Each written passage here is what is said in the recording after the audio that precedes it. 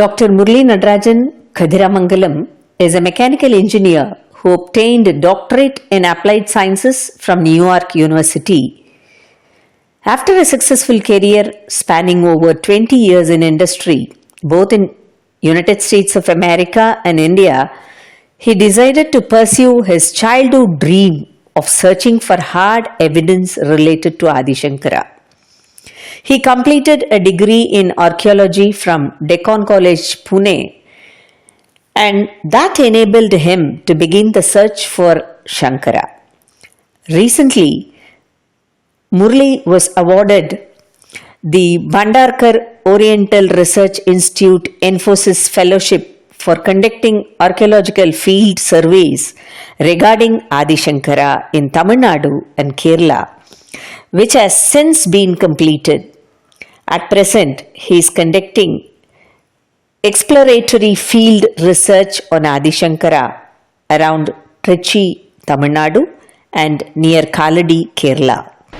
Let's listen to his recent explorations and findings. Please, sir. I would like to take a slightly different approach to this subject. I'm really thankful to Sriram Narayan Swami for his beautiful lecture, for sort of setting up this particular talk of mine. At the same time, Dr. Mishra has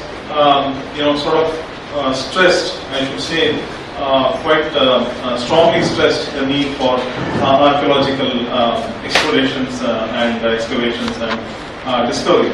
So I think that this kind of combines the two streams that have come before us.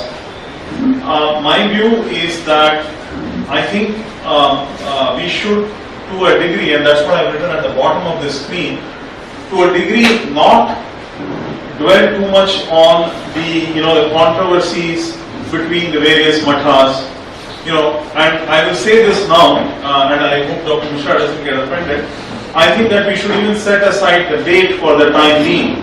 And the reason I'm saying that is that once the direct investigation, once we do a direct investigation, that is, we take an Indological approach, and there are a lot of people. There are some eminent scholars here, and there are some people who are from the lay audience. So I just would like to, for their edification, like to say that an Indological approach is to look at structures, statues, which you call statues, which is images, and inscriptions above the ground. And at the same time, we also, as Dr. Mishra said, have to look at what is called the material culture or the evidence below the ground. That's an archaeological approach. So in my view, if we combine these two approaches, an Indological approach, an archaeological approach, and actually not worry about the various controversies, just set them aside, whether it be the date or the various mathas, all that we can set aside, because our ultimate focus, in my view, should be finding and preserving the structures which are connected with Shankara. Okay, that is what I think should be the ultimate objective. And in that process, while we are going through that process, at least the issue of the date will become crystal clear. We will never settle the controversy between the mathas, and it is really not in any way, it does not in any way impact the historiography of the great sage. So I think that if we set aside these controversies for the time being, including the date, and actually diligently work on adopting both an Indological and an archaeological approach, and I think I've tried to explain what these two are. I don't want to use big terms. I think we will get to the answer very, very rapidly, and that is my suggestion to you. I will not take too much time, as Sriram was very succinct, so I'll try to follow him. I think that what I have done is, I have separated my presentation into two parts. The first part, just to give you a glimpse of the Indological approach, meaning what is there above the ground, and then proposed that we actually undertake an archaeological study. Because the sad thing is that no archaeological study regarding Adi Shankara has been done till date. No direct investigation has been done. And the fact that there have been, I mean, the ASI has been in existence since probably the late 1830s or 1850s. For the last 150 years, I mean, Śaṅkara has been totally neglected, right? So I think that has to start, and I think that that's where I'm trying to begin. Okay, so I mean, this is a very complicated way to explain the whole thing, but I thought I will take up, because Sriram mentioned Chidambaram, I'll just take up Chidambaram. So maybe, as he said, is there anybody aware of what the connection is between Śaṅkara and Chidambaram? So if anybody is aware, please tell me. I would like to know. Right? Anybody want to volunteer? Okay. So as you all know, Chidambaram is the temple of the dancing Shiva, and these photographs have all been taken over the years by a colleague of mine and myself. And what you will be quite surprised about is that in Chidambaram, the authority of Chidambaram, that is Anantanandagiri, says that Śaṅkara was born in Chidambaram. Am I right, Sriram? Right. Yeah. So when you go to Chidambaram, one of the versions of Anantanandagiri is yes, the Calcutta version. The Calcutta version says that he was born, and in the footnote in Vedanathan's version, he also takes that particular paragraph. Yeah. So I just want to point out to you that I've been trying, right? So in the case of Chidambaram, actually I found a huge confluence of information with regard to Śaṅkara. Anantanandagiri says he was born there, right? And then I went and looked at the local text of Chidambaram. And what we find in the local text of Chidambaram is that Umapati Shivacharya was one of the greatest Dikshitas of Chidambaram, 14th century. His date is, it's recorded very clearly. It's somewhere around 1313, I think, if I'm not mistaken. His date is very clear. He mentioned Śaṅkara, but he doesn't make the connection to them. He just says he was Dvija, he was born as the avatar of Shiva, etc. And that he came to enlighten people about Advaita. Now for Umapati Shivam to talk about Advaita and to talk about Śaṅkara itself is very great, because the later, after, his time onwards, he and the earlier Shamyacharyas began the Shaiva Siddhanta. He was a very open person. He was open to all streams of thought. So when you go to Chidambaram, you see this, right? Umapati Shivam talking about it. The next thing you find is that the commentators of Umapati Shivam, they start saying, Śaṅkara was born here, and that, they give, story, his mother, this, that, and they also say that Govinda Bhagavad gave him Diksha, that is, he initially took the Upadesha of, Meda Dakshinamurti Sotram.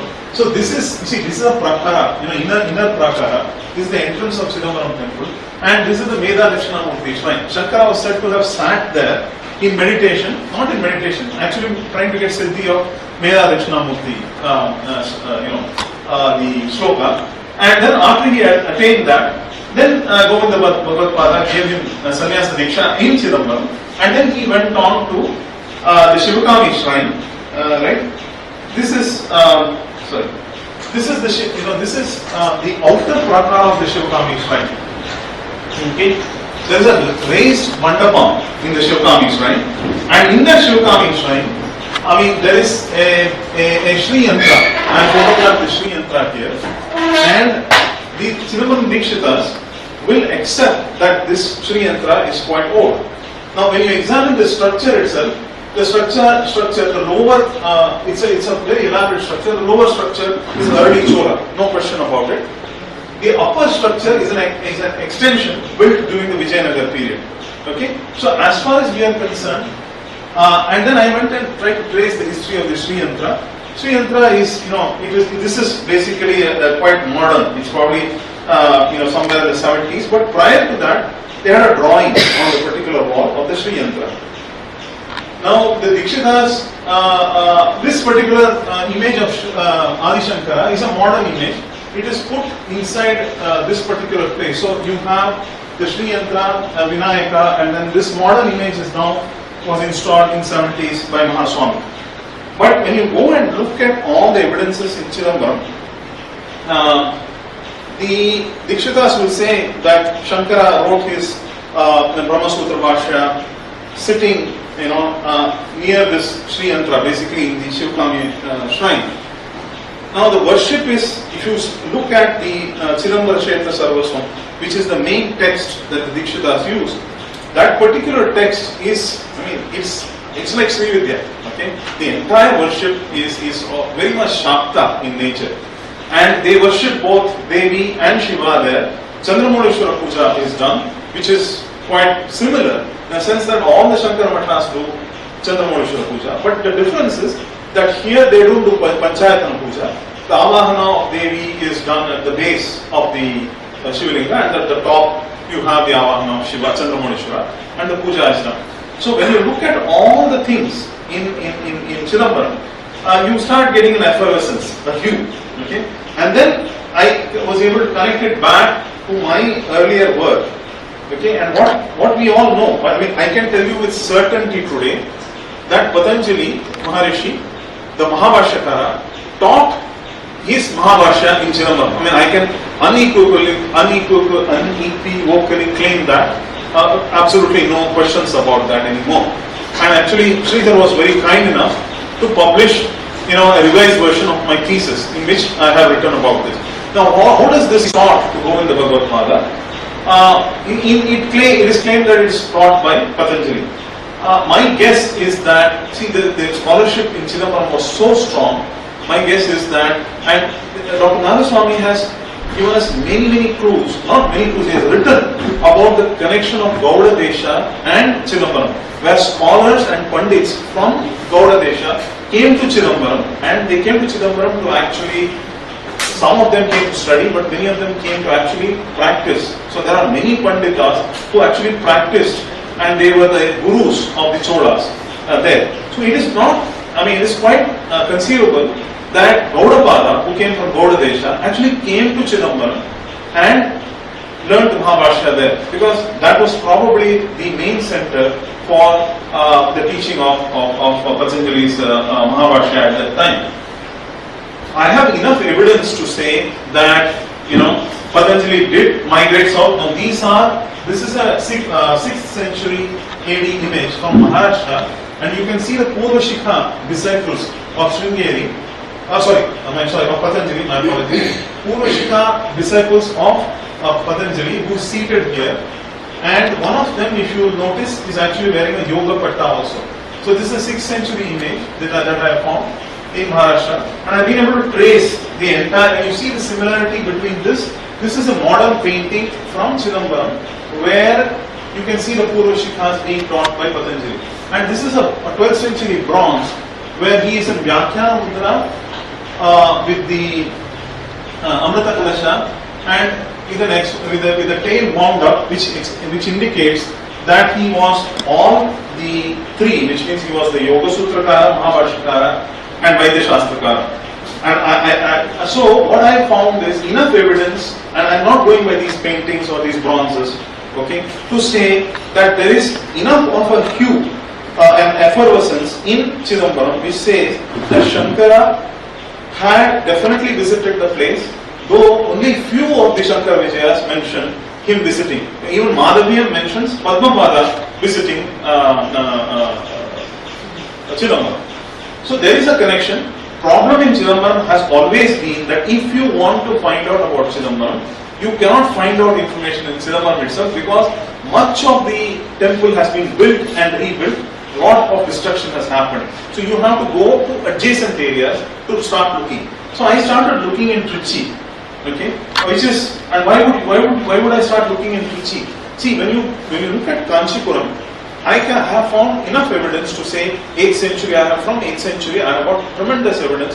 8th century to present I have tremendous evidence for Śaṅkara. Okay, now when you go to Trichy is in the Chola Desha. Okay, it's further south. And if you mark a route, okay, from Kanchi all the way to Trichy, it does not go exactly through Chidambaram. Chidambaram is a short detour, and it is not. If so, I started looking from Trichy, and I said, let's start looking from Trichy and going back towards Chidambaram, because Chidambaram is very difficult. You always have to look near Chidambaram, outside Chidambaram, not in Chidambaram. And in Trichy, I can say that I have found near Kanchi, you can find a major footprint for Shankara. This is absolutely unquestionable. But in Trichy, around Trichy, I was shocked because he mentioned, Sriram mentioned Shanmata. There is a cave here. This is a rock fort that all of you are familiar with. At the bottom of the rock fort is a cave. This is a Pandya cave. You have seen it, madam? Have you seen this cave, madam? Yes. So it's an 8th, 9th century Pandya cave, which is basically the whole Shanmata concept is there. So you have two shrines, one on either side for Shiva and Vishnu, and all the others. Unfortunately, my photographs for this place were lost, so I only one remaining. I will go back again. So what I found is all the other deities are placed around that. So you have this on the rock fort here, Taimanava temple. You have the shrine itself in the form of the Shri Yantra, or actually more like a Meru, and the Saundarya Lahari inscribed there. Furthermore, near Trichy, I have found, Sriram asked me about the inscription. This is the earliest inscription of about 11th century, 1063 or so, 1063, 1065, regarding Shankara, which is there near Trichy, 13 kilometers from this rock fort. I found the inscription, and here it talks about the about Bhagavad Padiyam, which is the Sharirika Bhasha. Okay, it does talk about it, and this is a very early inscription, and it has been thoroughly studied. It's a very, actually the temple itself is early Chola, it's Rajaraja Chola period temple. There are other things that I have found in Trichy. I have found an image of Shankara, and if you go along the banks of the Kaveri, which is where I presume that Shankara would have walked as he came from Kanchi to Chidambaram, all along the banks of the Kaveri and reached Trichy. That seems to be the natural route. I found another image of Shankara in Tiruvayar, a very amazing image, a later image, but it sort of gives me, I am able to see a sort of a continuity. And in Trichy, there's a minor footprint. I would not say major like Kanchi. Kanchi and around, from Tiruvottuyur to Tiruvakkarai south, you find a major footprint. Here, you find another footprint. So, I realize that we certainly can trace the route of Shankara as he has moved along. Okay, so that is sort of the approach that I am taking from an Indological standpoint. Okay, now of course the thing is that my work is still going on in Srirangam and in Tiruvanekkaval, because I am trying to understand the Tatankas, the Pratishtha of the Tatankas, and also the connection between Shankara and Srirangam. I have just got the manuscripts now, and then I have gone a few times, so I am continuing the work. So I can say now, yes, we have strong evidence near Kanchi. As it continues down south, we find good evidence near Trichy. So this is a sort of an Indological approach that I have been taking. Now I have done the same thing, a complete survey from the southern part of Kerala all the way up to the northern part of Kerala. And so there are a lot of people from Kerala here. So I thought, I would basically take your inputs as well. Okay. So this is the temple of Suchindram, which you are all familiar with. In Suchindram, there are several pieces of evidence which essentially say that Shankara definitely visited the place, and a lot more in that particular place. What I am trying to point out to Madam and to Sriram and others is that unless we work together, because neither Chidambaram is mentioned much in Madhavian, nothing is mentioned about the various places near Trichy. Suchindram is another place, nothing is mentioned about Suchindram.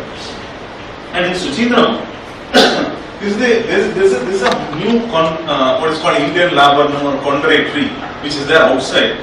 But the main deity is under a similar tree inside the temple. It's what is called a Hypatrial shrine, which Dr. Mishra will tell us. Basically a deity placed under a tree. Now in this particular place, there are 5-6 pieces of evidence regarding Shankara. This is, as far as I know, the only Sthara Purana, Sanskrit and Tamil, which talks, there is a chapter dedicated to Shankara, his visit to Suchindram. I have not found in Sthala Puranas anywhere else. Okay, this is one. The second thing is, very near this Yoga Dakshinamurti shrine, very near this Kondrai Adinatha, which is the main deity, is the shrine of Yoga Dakshinamurti. And wherever I have found images of Shankara, it is always close to Yoga Dakshinamurti. Now, in addition to that, there are other pieces, several other pieces of evidence regarding Śaṅkara here. So all of them are not coming to my mind. I'm just drawing a blank here. But there are at least 3-4 pieces of evidence with regard to Śaṅkara. There is a miniature image of Śaṅkara, a couple of miniature images of Śaṅkara. The most important thing that I found there is that on this Garbhagriha wall, on the Garbhagriha wall of the Sthanulinga here, basically you have the 2 stotras of Śaṅkara painted on that wall. They are not inscribed, they are painted. And there was a position called the Kattiyam. Okay, Kattiyam is common in all Malayalam, in all the temples in Kerala. But there is a post called Kattiyam where this person recited the stotra of Śaṅkara morning and evening in this place. So what I found here in this particular place is that, they talk about Śaṅkara coming there, singing the stotra, actually very shockingly witnessing the dance of Shiva there and experiencing Ananda. And I found in Sanskrit manuscript also where this complete stotra is laid out. This is about, and there is enough evidence for us to say, based on inscriptions, that this temple is much prior to the 7th century. Much prior to the 7th century. Electricity failed? No, sir. No. Oh, so what I found here is that we have enough of information to say that we have data for Śaṅkara at least prior to the 7th century in Suchindram. Now in Suchindram, I found 11 inscriptions, and that was the biggest shock for me. I found 11 inscriptions in a temple called the Dwarake Perumal temple, which is about 800-900 feet from this particular Sthanamala Perumal temple.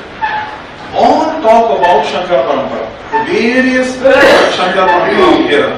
Dr. Neelakandan told me, and I was very happy to hear from him, that I thought I was the only fool talking about Śaṅkara Parampara in the 13th century, 12th century in Kerala. But he told me that there are texts written by Purna Saraswati and others which are early in Kerala. So what I realized is that was confirmation for me that we do have enough information on the Śaṅkara Parampara in Suchindram. Yes, it is from a later period, but the Śaṅkara Parampara could not have come to this temple suddenly in the later period, without some sort of a nucleus in the past. And what I was able to do is use the inscriptions of Suchindram and able to decipher the inscriptions all over Kerala. That is, once the Suchindram inscriptions became clear that yes, they refer to the Śaṅkara Parampara, I was able to use them to decipher inscriptions all over Kerala. And we see tremendous evidence of a Śaṅkara Parampara all over Kerala. Okay. There are several temples in Kaladi. Okay, I don't want to. Everybody here is from Kerala. I don't want to bore you with it. Okay, so this is the Tirunayattur temple where Śaṅkara harmonized the Shiva Vishnu sect. This is the Manikamangalam Bhagavati temple, and in my view, the whole thing about the Dravida Shishu comes from this temple. See, there's a lot of arguments that people say. Tirunayana Sambandar, who came from the around the 7th century, he is the Dravida Shishu. But here,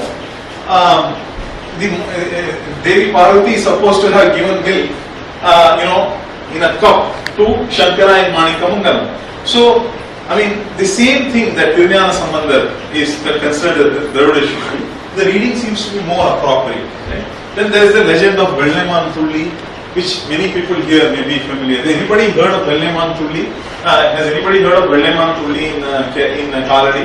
This is a temple. This is a Vrishabhachala temple, which is sort of similar to Trishu, similar to Trishivya, which is basically the Vadakanathan temple. So you have small hill and they have a smriti, a lamp for Aryamba, perpetually lived in that particular place. And then this is the most intriguing temple, and I'm very sorry to say this is a temple called the Pudankavu Bhagavati temple. Maybe Mr. Unnikrishnan Nambudripad may have seen or heard of this temple. Definitely may be involved in this temple. This particular temple, it's a very sad story. About 100 years ago, the family, basically this is the family, one of the family deities of Śaṅkara, and due to the encroachment of vendors, this was in the center of Kaladi, it was in the marketplace, this was the most important structure in Kaladi. But due to the encroachment of vendors there, the court had to be moved to remove the temple from there and actually move it to the outskirts of the village. Now you can look at, you want to say anything, madam, about it? See, it is a very sad story that the main family deity of Śaṅkara could not exist in the center of Kaladi and had to be driven away.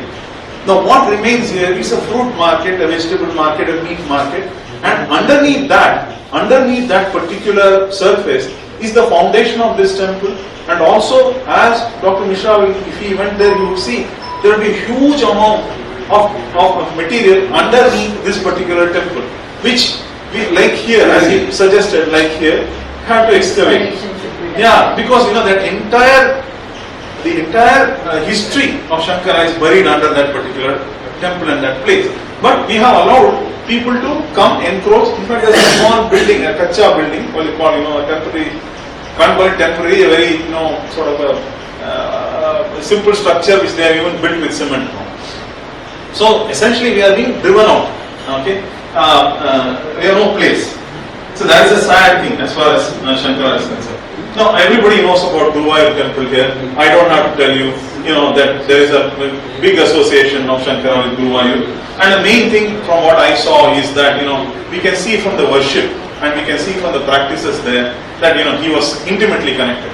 But do the Śaṅkara-Vijayas mention Guruvayur? I don't know. Right? They don't. Because they should have. Because even some people said, well, because of Melpattur Narayana Bhattatri, it should not be mentioned. It became famous after his time. But many of the Śaṅkara-Vijayas were written after Narayana Bhattatri's time. So they should have mentioned this particular Guruvayur. But they don't. That sort of tells us that, we have to take the Śaṅkara-Vijayas, but I think we have to, start move on and look at the archaeological aspect. Right? This is Mukuthala Bhagavati temple. Okay, and I was able to basically, the reason I am showing you all this is, I did not want to go into all the technicalities.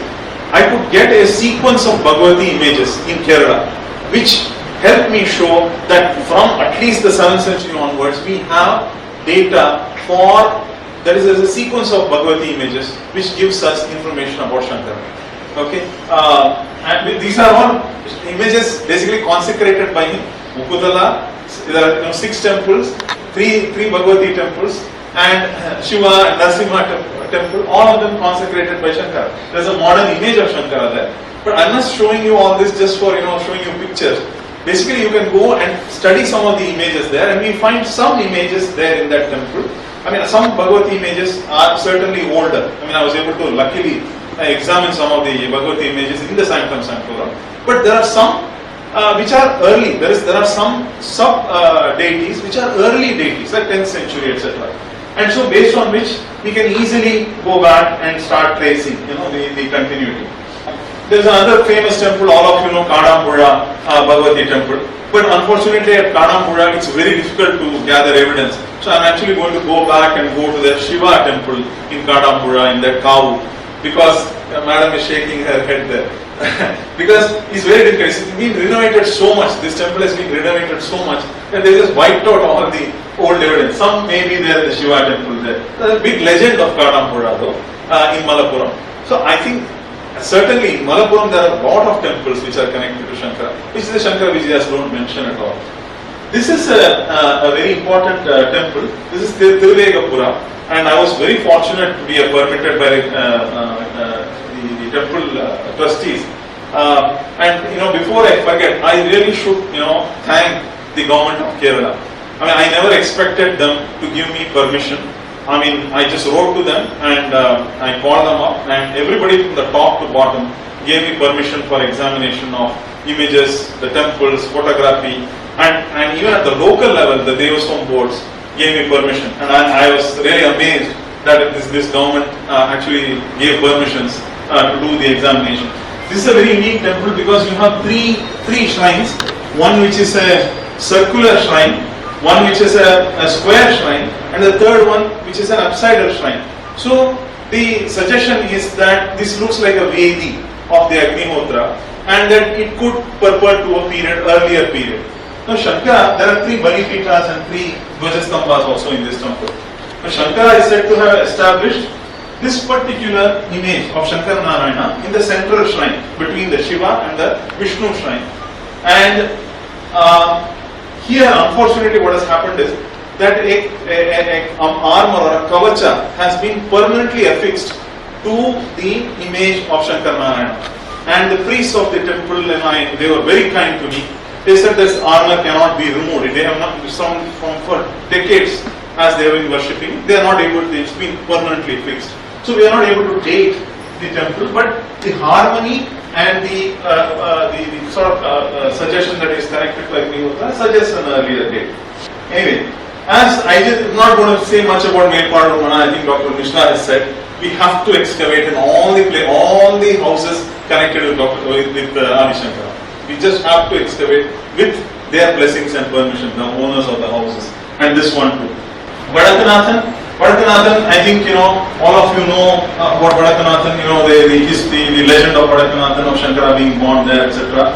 And in Kerala, the tradition is that the Shankar Chakrathara is the final resting place of the Vrindavan or Samadhi of Shankara. This is the modern temple, which Sridhar will tell you about, which was installed there in the 80s by Kanchi Shankaracharya.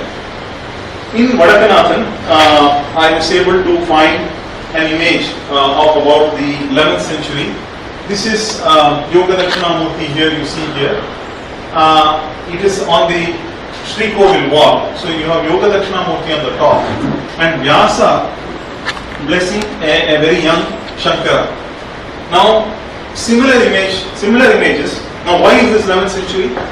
It is next to the foundational inscription of the Sri Kovil of Vadakanathan. That is, just next to this is the inscription which talks about the founding. When we say founding in this case, it most likely is the conversion to granite, 11th century.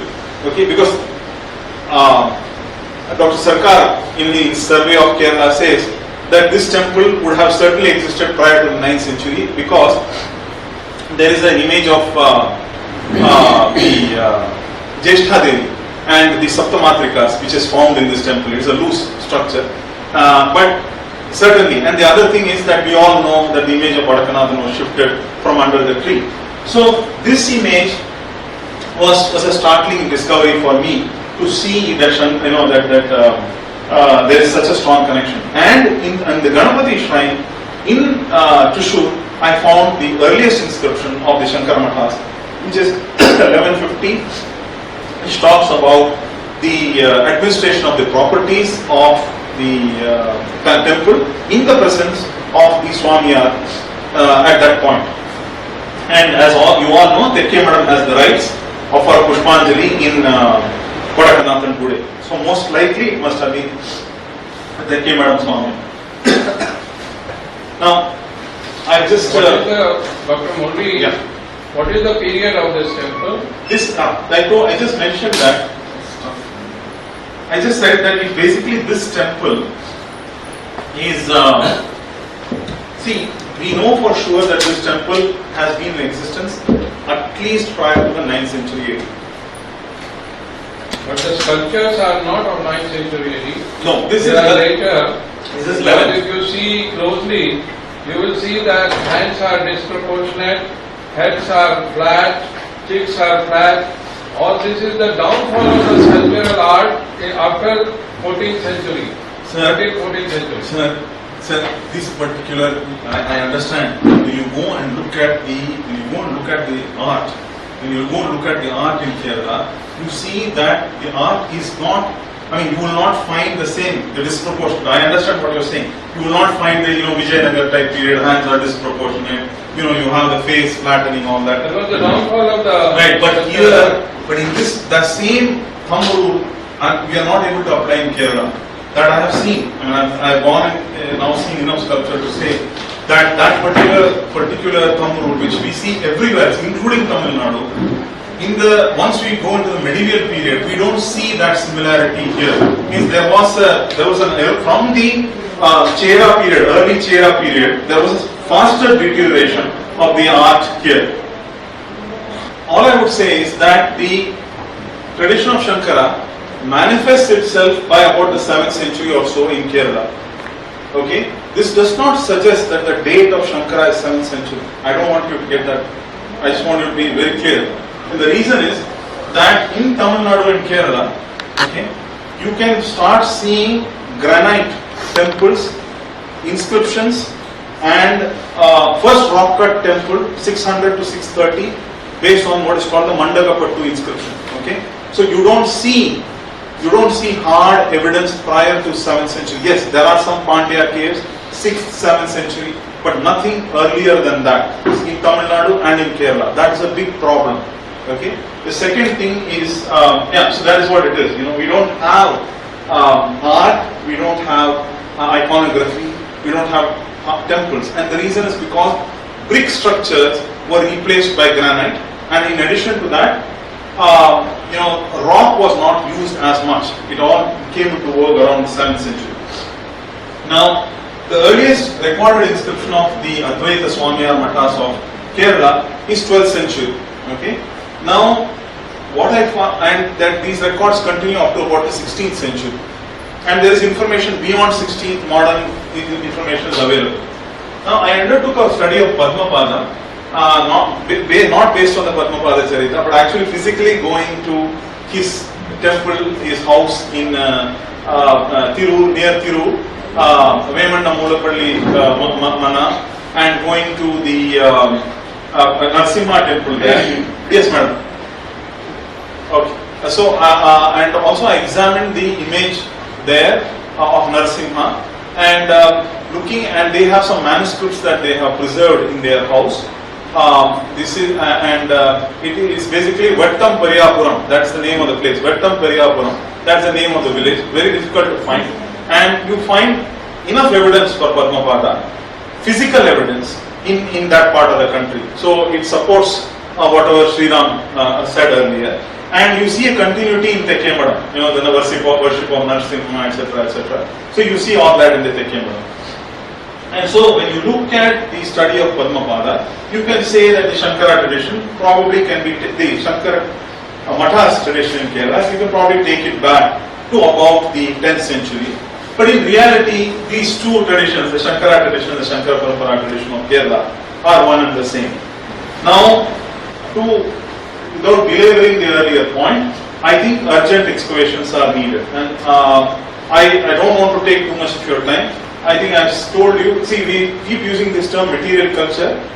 For Indologists, it's basically, basically image of statues, inscriptions, temples, structures. Whereas for archaeologists, it's much more. It could be pots, utensils, coins, structures, parts of structures below the ground, etc. Now, I think that people have talked about this. The early Buddhist tradition, I think the entire focus of the British government and the Archaeological Survey of India has been on uncovering the Buddhist tradition, and continues to remain so. Okay, and I think they have done a lot. They have done a lot. I think I don't understand the reason why, but I think that for archaeologists, I think it's much more glamorous to work on the Buddhist tradition than the Brahminical tradition, because you get world attention. And even in the 70s itself, they had already excavated at Viprava. They found the seals of Kapilavastu. They found the relics of Buddha. They looked at northern, MVP. They found basically MVP there, and they said, okay, this is basically the relics of Buddha. And then recently, supported by UNESCO, the Nepal government, they have excavated at Lumbini. And what is surprising is, it is within the temple of Buddha's mother, Maya Devi temple. This Maya Devi temple, they have excavated within the temple, and they found, basically they found the support structures of the house where Buddha supposedly was born, subjected it to radiocarbon, and came back with the date of mid 6th century BC.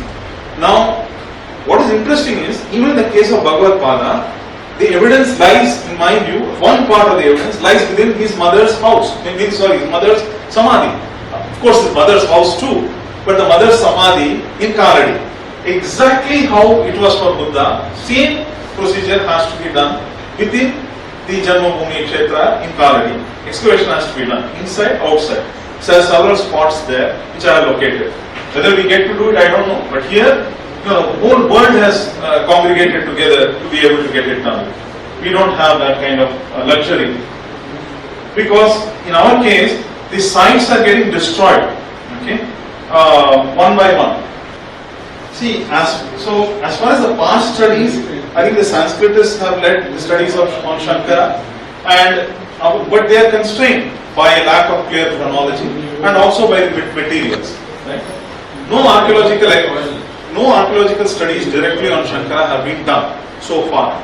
Okay, and what is very sad is the sites. You look, I don't want to be critical. Okay, you look at Melpadur Mana here. Okay, Melpadur Mana, I don't know how it was 50, 100 years ago, but I'm sure there was just few structures here. But what has happened is many more structures have been constructed here. So if there were pieces of evidence, I see Dr. Mishra nodding his head. If there were pieces of evidence, we unintentionally have destroyed them, and we cannot blame anybody, because I myself, until I entered Deccan College, did not know what heritage conservation was, because we have not been taught as a society. If you see something ancient, go report it and try to preserve it. What do? We find this place, Melpadur Mana, and don't think I'm criticizing CIF or anybody. It is the same case when the Kanchi Matam is built in Kaladi, Sringeri Matam is built in Kaladi. We come in, we build a temple, we put Shankara's image, we build guest house, we build rooms, we build a library, we build Veda Pathshala, we build all this, and then later on we say, oh, this was this was basically the house of Śaṅkara. The manuscripts, unfortunately, of this house were lost. The Bhagavad Pada is said to have given 5 saligramas to this house. They are lost, right? There are claims that the jewellery of Bhagavad Pada is part of this house. We still have not uncovered that, right? So what is ending up happening is that we, without our knowing, we are destroying our heritage. And this is one example. You go to Kaladi, the same thing has happened. It's the same. It's basically what is called a cookie cutter in America. Same approach is taken. You go build all these things, destroy your own heritage, and then say, well, I make a claim that this place is connected. So in this case, in Melpadur Mana, Nagamaya in 1900 said there are manuscripts of other houses, other illams in Sanskrit, which attested to this being the birthplace. Now, there are Sanskritists, madam, all of you are here. At least, if not the manuscript of this illam, we can find the manuscripts of the other illams nearby, and try to understand what the facts are. But I think that this situation, as I told you, the Bhagavati temple is getting destroyed. Every place connected with Śaṅkara is being destroyed step by step. Anil Dharat, I have identified 10 sites where, if we excavate, we can find information about Śaṅkara. Right? Now, we have to basically, in addition to that, survey. Okay, first we have to survey. I have completed some amount in Tamil Nadu and Kerala. We have to go to Karnataka. Sringeri is important. We have to go to Sringeri. Not only Sringeri itself, but the whole region, which means the Tungabhadra. There is a lot of influence of Śaṅkara in Karnataka. That we have to find. Now, this is another temple of Śaṅkara, which is in Gujarat. Okay. Now, this is supported by hard inscription. This is a temple which is dated to the late 5th century, some about AD, which is about 490, 495. This is based on a copper plate which sits in my alma mater, MS University Baroda. This is a Sanjeri copper plate which has been read. Okay, it has been reread, it has been interpreted, and it clearly mentions Bhagavad Padayatanam, a temple to Bhagavad Pada, along with 2 temples to Surya and 1 temple to Devi. This all probably lies buried under the ground. Okay. Now it also says that in this place, in this inscription, it says that for the Parivrajaka sannyasis, Bhiksha should be given in this place. It says as far back as 502, 506 AD. In that time itself, it is said that you have to give Bhiksha to Parivrajaka sannyasis in this place. So, based on this, the most eminent epigraphist, Dr. S. Shankara, who was former director of Adyar Library, concluded that Shankara's time will be well before 450 AD. But we have to go and basically excavate Here, remove image of Bhagavad Pada lying there with his temple. We have just left it. Now, there is another piece which is very shocking there. There is a modern Chandramonishwar temple right next to it. This cannot be a coincidence that you have a Chandramonishwar temple. The place is now called Shivrajpur. It used to be called Shivabhagapura before. And on top of that, Archaeological Sannyasis and Bhagavad Pada. Everything is there in this place in Sankara in Gujarat. And we have just left it. Even worse is, right next door, Gujarat government has opened a manganese mine. And they have started boring for manganese. So, as Dr. Mishra said, as archaeologists and as a nation, we have been totally asleep as far as Śaṅkara goes, and we cannot continue. If we continue this if at all anything is remaining beyond this manganese mine, it will destroy it even more. This is the case in Kerala, case in Gujarat, anywhere we go, we have neglected. So many places that can be excavated. I have gone and seen each one and documented them. I am going to go even more tomorrow onwards, go and do even more documentation. But if we leave them, the Bhagavati temple, the ancient structure, the ancient place, it is getting hammered, and the rumor is now that they are going to build a commercial complex over it. Right now there was a temporary structure, now they are going to build a commercial complex. Further destruction. Right? Now there is the thing about the turning of the Periyar river, right? Carbon dating the materials when the Periyar river turns. I have done quite a bit of study on this. It is a circumstantial evidence, but I think certainly we have to do before, because what is happening, I went and found the value channel. Near there, fish farms have started coming. Okay, small godowns have started coming for storing materials. They will destroy the material there. See that Bhagavati temple of Śaṅkara at Kaladi, the old Bhagavati temple, within maximum 3 to 6 months or a year, it is going to get destroyed. It is guaranteed to be destroyed within 6 months to a year. This place may be 3 to 5 years. Most of the structures related to Śaṅkara, within 3 to 5 years will all be gone if we don't go and look at it. This is the sad state of affairs. Now, I don't know whether I should say much about Vadakanathan. Vadakanathan temple is a prime place for excavation. And the reason is, you see it sits on an elevation. It's a mound basically. And this is the old tree. Okay? It is called Moolasthana. Okay? Under this is where the original Vadakanathan Shivalinga was. And basically you can make out, it is basically a mound. Okay? Even if it is not a mound, there is so much evidence because their worship has been there. Sankara has documented at least 9th century. If, let us say, as far as the Samadhi, people like Sadashiva Brahmendra, right, they have taken Samadhi in multiple places. This could be one place, right, at simultaneously. Even if it is not, regarding Bhagavad Pada, Vadakanathan, there is so much ground available in Vadakanathan. Excavation near and in and around the Vadakanathan temple, near the Śaṅkara-Vijayas, everything will come out. And this is a fantastic place for excavation, where we can find everything related to Śaṅkara in this particular place.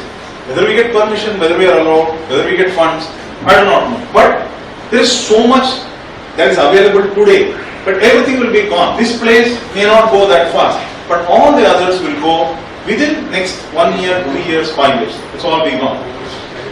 So to close, I would say that this is whatever related to Śaṅkara. Basically his structures, his temples. It's a national heritage. Okay, and it should be a matter of pride for us to unearth. Either find above the ground or below the ground, find these and protect them for posterity. This is from a historical or ideological and archaeological approach.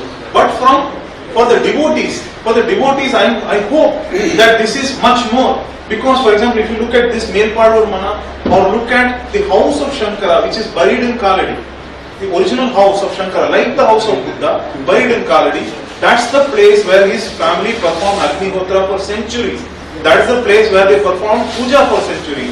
That is the place where Śaṅkara was, either played there or born here. It is more than the Avatara Sthala, means it is the avatar of Ishvara. for the devotees here or in Kanadi. If we just walk over this, see, for me, it is a sin to walk between here and there or drive the car. By necessity, we have to do. But we should not even be walking on this particular place.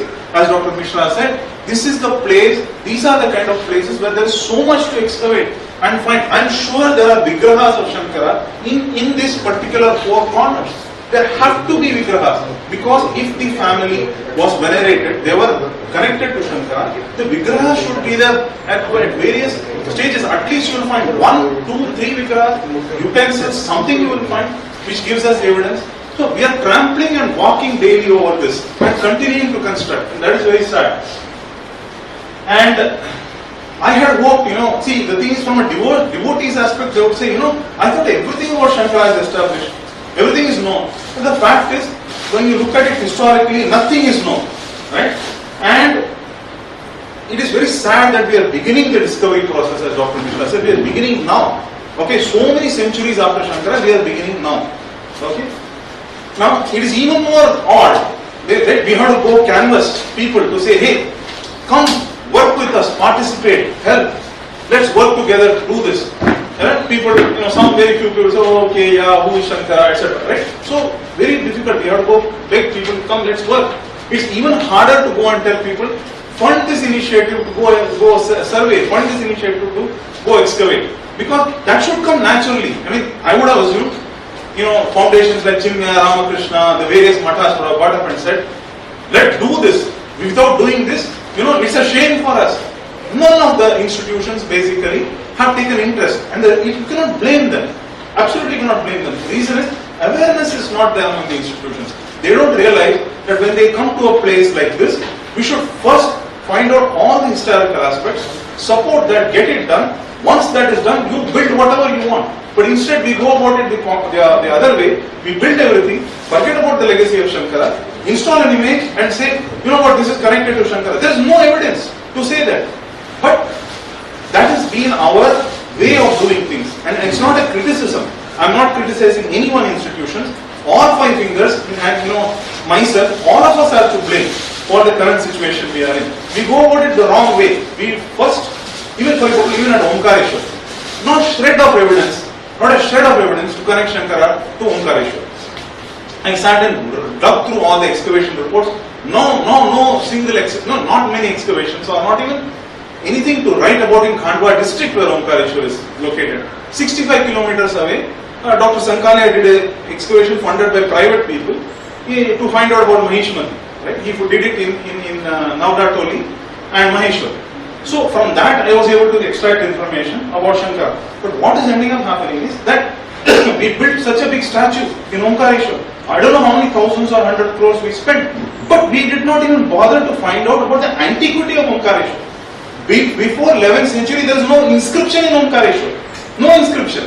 Okay? There is no such survey. Big Madhya Pradesh Department of Archaeology State Department is sitting there. They have not even gone and seen. Jürgen Noyes, when he wrote his thesis on Omkareshwar, literally it's tears and tears, saying everything is lying, nobody has studied it. On top of that, connection to Śaṅkara could have been easily found at Omkareshwar. Small amount of money they had spent. They could have gone and found out about the antiquity of Omkareshwar, found out about the connection to Śaṅkara. Nothing was done. Instead we said, there must be some reason Śaṅkara is connected. Let's build a massive statue. This is the government doing it. I'm not being critical. It is great that they have done it. They spread the name of Śaṅkara. But at least 1/100th of 1% to look at the antiquity in history should be done. Otherwise, you are continuing to construct, destroying whatever evidence is there on the ground. You can't do that. So, all I'm saying is, I hope we don't continue to remain on the sidelines. I hope we can all get together and participate in studying about Śaṅkara, because we need people to come and sit and do work. Everything like what Sri Ram is doing, what Mishra sir is doing, everything that Madam is doing, all this we need, but we need to do it together. As Dr. Mishra says, we need to work together and we have to go to our end objective to preserve the structures of Śaṅkara. And in that process, his date, whatever information about his biography will come out, and we can put it all together and hopefully house it in a museum for posterity. That is my hope. And I hope somebody in our country wakes up and say, let's do something about Śaṅkara before it's too late. So thank you very much.